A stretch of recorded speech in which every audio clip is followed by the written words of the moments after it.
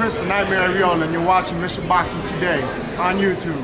Heavyweight boxing fans, what's the deal? So let me go ahead and just make this video and just get this out the way with, because I just put up my post-fight. And I put up my post-fight vid, and I'm seeing fans discuss this fight in the comment section. I'm hearing the word exposed being tossed around. Also seeing about, man, there's a few, probably about 4 or 5 uploaders I've seen had the word exposed in their title of their video, and I was just reading some of the comments in those guys' comment section. So let me go ahead and get my opinion, because people are starting to ask me. Now, I'm not here to argue against anybody. If you think he was exposed, fair enough, so be it. I'm just going to give you my opinion about everything. All right.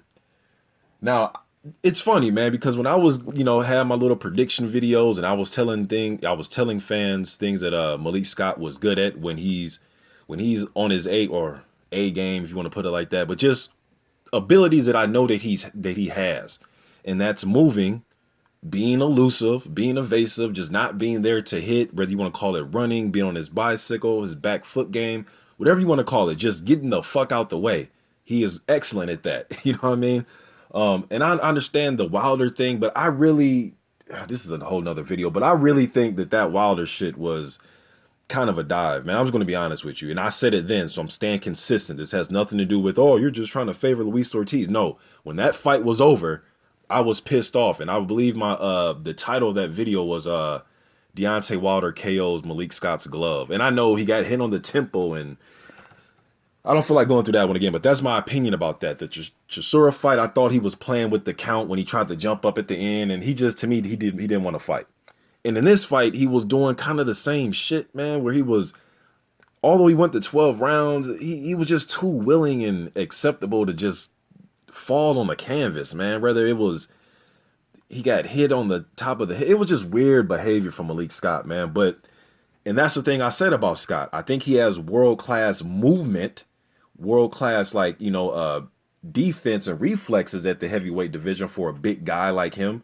But he doesn't have the offense, man. He doesn't have enough power to hang with the big guys and make guys respect him and not just keep walking them down like that. So I knew he had that. Some guys felt as if he was going to lose in the first 15 seconds of the fight. And then since that didn't happen, a lot of fans would say, oh, well, that means that Luis Ortiz was exposed then. Fair enough. You know what I mean? But with me, you're not going to knock everybody out. Whether you're Mike Tyson, whether you're Big George Foreman, whether you're Sonny Liston, whether you're Deontay Wilder nowadays with his long KO streak. So was Deontay Wilder exposed against Stavern because he did knock him out? I looked at that as, damn, Deontay Wilder showed his back foot game. So it was kind of different, but was he exposed? Because he had a long KO streak, couldn't KO Stavern. Now, some of you may say, oh, Stavern's a much better fighter than Malik Scott. That'd be your argument. So he just didn't get the knockout, man. I really don't know. Now, I thought he should have went to the body a little bit more. He looked a little plotting in this fight, and when he did cut the ring off, it wasn't like he never cut the ring off on Malik. He cut the ring off.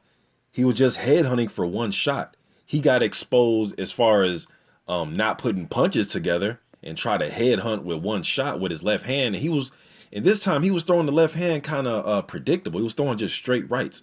When I've seen Ortiz mix it up, he did land a good body shot because he mixed it up. Malik Scott threw a lazy jab in the right hand, and Ortiz slipped it. Boom, hit him with the left hand to the body, and fucking Malik Scott fell. He got dropped, but he was just headhunting, man. He wasn't setting anything up with combinations. I don't know why Luis Ortiz was choosing to do that, because then there was points in the fight where he did throw 4 punch combinations when Malik was against the ropes. He was trying to work the body, then come upstairs. Now, it's funny. People say his power is overrated. It's like, see, this round I'm getting confused, because it's like, okay, well, Vladimir Klitschko couldn't knock out Jennings, but Ortiz did. You get what I'm saying? Like, and then look at Tony Thompson. Tony Thompson's never been stopped, only by 2 people in his whole career, and he's been in there with a list of good heavyweights. Only 2 guys ever stopped him were Vladimir and Luis Ortiz.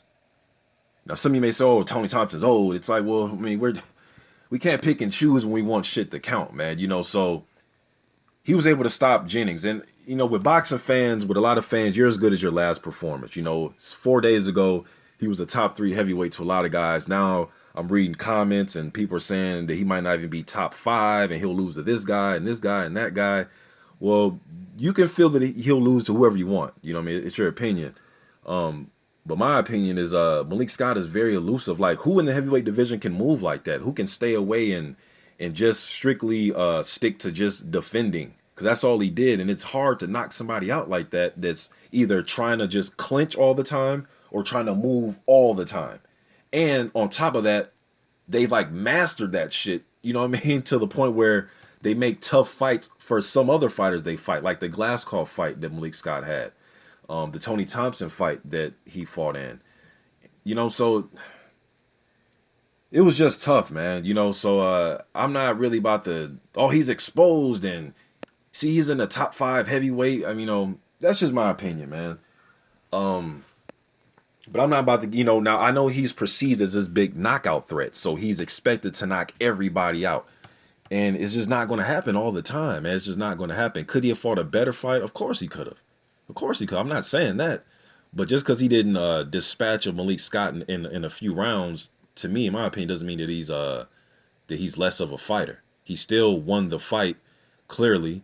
And people say it's the most boringest fight they've ever seen, and there was no action in the fight. And it's just, we keep doing this, you know, talking about the most boringest fight we've ever seen. Last year, people were saying that the Fury versus Klitschko fight was the most boring fight they've ever seen. You know, so it's like, with fans, man, it's like fight by fight. It's, you know, the worst I've ever seen, or he's exposed, or this, that, and the third. So if you think that he was exposed because he couldn't dispatch of Malik Scott, then I guess, you know, he was exposed to you.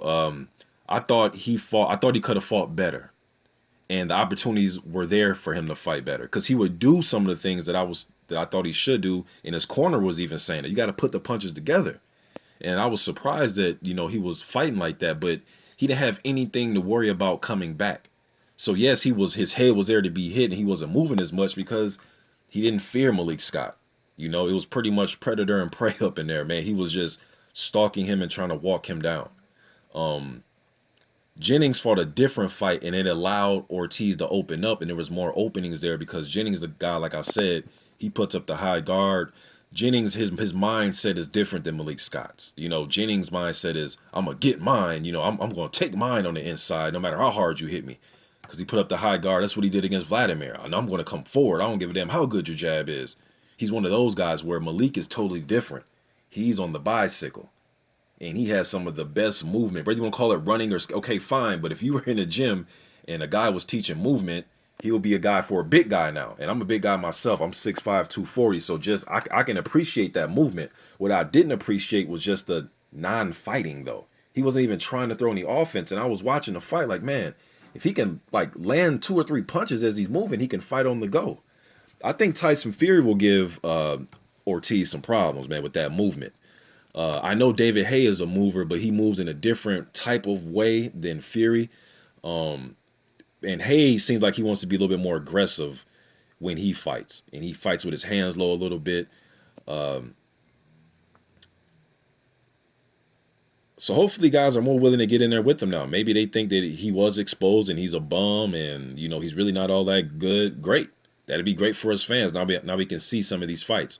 Some fans were saying that Joshua would have got rid of him in a round. And it's funny because some of these same Joshua fans were saying he's going to knock out Brazil in 1 round. And then he didn't. You know what I mean? So I just want to see the fights, man. You know, I just want to see these fights. But, you know, everybody's exposed after every fight when he's not, you know, when he doesn't go in there and get a guy out of there in a round or 2 like fans think. So I am surprised that it did go 12 rounds. I'm surprised I'm surprised that he couldn't hit Malik Scott as clean. I thought sooner or later he would catch him. And that's what I said in my prediction video. I said, man, Malik Scott may win the first 2 rounds, or he may survive up until round 5 or 6 by moving. But then I think once Ortiz starts to place shots, which he did place some good hard shots, didn't do it enough. He didn't do it enough, man. I thought he would be able to catch up to Scott and then stop him, but just wasn't able to do it, man. Now, when I say he dominated, it's just like when Fury dominated Klitschko. When I say dominated, I don't mean a ass whooping from pillar to post. He was knocking him through the ropes like a fucking video game. And no, I just mean he was dominating the action. What was going on? He dominated the action, not dominated like Mike Tyson versus Spinks. Not that type of domination. Lennox Lewis versus Michael Grant. Of course, it wasn't that type of domination, but he dominated the action. That's all I'm saying. He dominated the action. And he was coming forward trying to make a fight. He was trying to initiate a fight, man. He was even getting pissed, which he can't do. You can't do that, man, because you might get in there with a guy like Tyson Fury where you're going to be, you know, telling him to stand here and fight me, and he's not. He's going to keep moving and keep a jab on you and try to land, wrap you up, you know, things like that. Wilder, he likes to fight at a distance, you know. I'm not sure Wilder moves his head as well as Malik. But Wilder, you know, he creates his separation by his jab. He stays on the outside. He's very athletic. He can move his head now. You know what I mean? But Malik is very gifted with his movements and reflexes, man. Just my opinion. I know he's a bum. I'm just talking about his reflexes and movements.